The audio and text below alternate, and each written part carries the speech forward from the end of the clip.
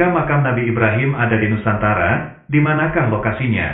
Di bumi ini ada titik nol atau garis lintang nol yang merupakan awal dari segala putaran energi di bumi yang terhubung dengan bulan, matahari dan bintang-bintang yang disebut dengan weton, dan suatu saat nanti akan kembali berhenti atau berakhir ke titik ini lagi.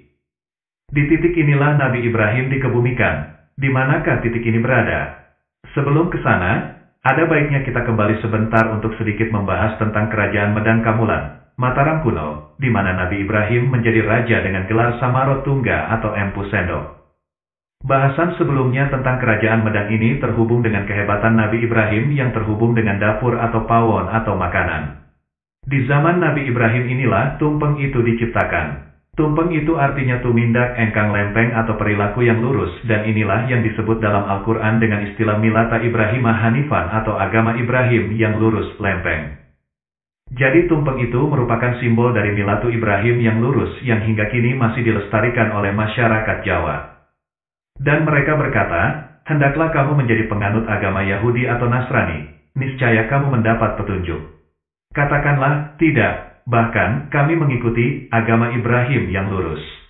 Dan bukanlah dia, Ibrahim, dari golongan orang musyrik. Quran Surat Al-Baqarah nomor 2 ayat 135. Disinilah terkonek antara Nabi Ibrahim, Samarotungga, Empu Sendok, Kerajaan Medang, dan Eyang Semar. Kisah pewayangan itu adalah tentang nubuat atau profesi. Jadi kisah-kisah atau sosok-sosok yang ada dalam dunia pewayangan adalah sebuah prediksi atau ramalan tentang apa yang akan terjadi di masa depan.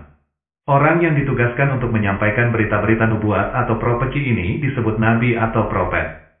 Jadi kisah pewayangan itu dibawa oleh seorang nabi. Siapa nabi tersebut? Tunggu pada episode berikutnya. Jadi kalau ada sosok Eyang Semar di pewayangan, ini berarti memprediksi tentang seseorang yang memiliki karakter dan sepak terjang seperti Semar di dunia nyata, yaitu Samarotungga atau Nabi Ibrahim, atau Batara Brahma. Video berikut menunjukkan sebuah makam yang berbentuk tumpeng berwarna kuning.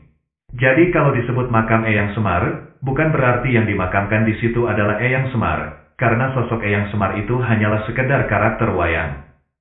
Tapi yang benar adalah, itulah makam Nabi Ibrahim, Sang Raja Samarotungga yang dalam dunia pewayangan disebut dengan sosok Eyang Semar yang berada di titik nol bumi atau pusernya bumi yang terletak di Gunung Tidar, yang dahulu pernah ada seseorang yang sakti mandraguna, menancapkan paku atau tombak sakti, agar bumi kembali menjadi gepeng atau datar. Dialah Syekh Subakir atau Raja Zulkarnain.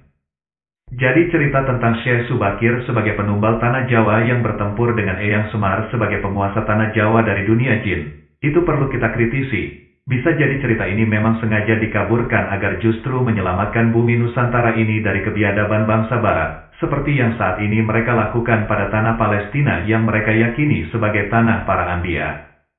Penjelasan dan bukti-bukti ini, sekali lagi telah sedikit demi sedikit menghubungkan benang merah tentang sejarah bumi Nusantara sebagai bumi timur, dan tanah para utusan Allah Subhanahu wa Ta'ala, yang sekaligus adalah para raja-raja di Nusantara.